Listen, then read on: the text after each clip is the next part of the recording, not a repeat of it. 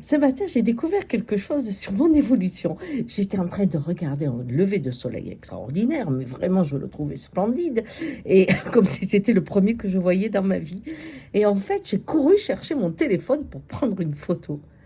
Et je me suis rendu compte que j'avais acquis le réflexe de la mémoire qui était l'opposé de l'enseignement de mon grand-père. Parce que j'allais avec lui regarder les levées de soleil. Et c'était extraordinaire. Il y avait une jouissance à être tous les deux dans le silence et de voir percer cette boule de feu avec sa délicatesse. Il m'a mené dans un rêve réel, hein, qui était le lever du soleil. Et un jour, il me dit, regarde, regarde, tu veux l'attraper? Je dis, on ne peut pas l'attraper. Il me dit, non, on ne peut rien retenir. Et heureusement, parce que tu n'aurais pas le jour.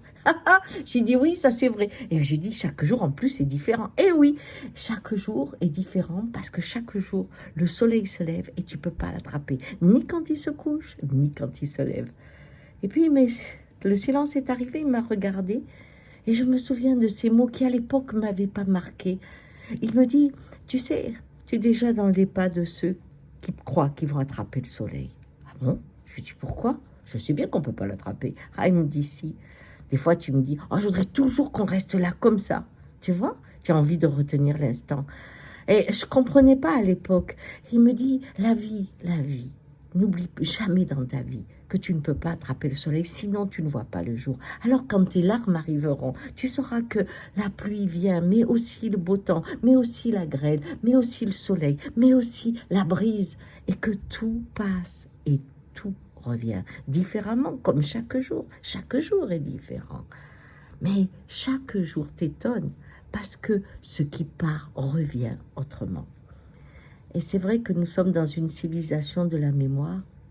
Et quand on pense à notre mort, comme je le faisais avec Paul encore dimanche, enfin samedi, je lui disais, tu sais, ce qui nous fait le plus peur, c'est de perdre qui on est, la mémoire, ce que l'on a construit, le livre que l'on a écrit en vivant. Oh, il me dit, non, non, non, c'est qu'on ne sait pas où on va. Je lui dis, c'est pas grave, tu sais d'où tu viens, tu sais que tu te transformes tout le temps. Oh non, non, non, me disait-il. Non, non, moi, ça me fait peur. Et je lui dis, ben oui, mais regarde. Et puis à ce moment-là, je prends un tout petit objet, je dis, tu vois, tu as eu cette taille. Ah, et tu n'as rien pu arrêter. Comme pour le soleil, par exemple, on ne peut pas arrêter. Ben, tu t'es mis à grandir. Est-ce que tu regrettes de ne pas avoir préservé cette taille? Elle me dit, non. Je lui dis, ben tu vois, c'est ça la mort. La mort, c'est une éternelle transformation, comme tout dans la vie. On part et on revient différemment. Allez, bonne journée.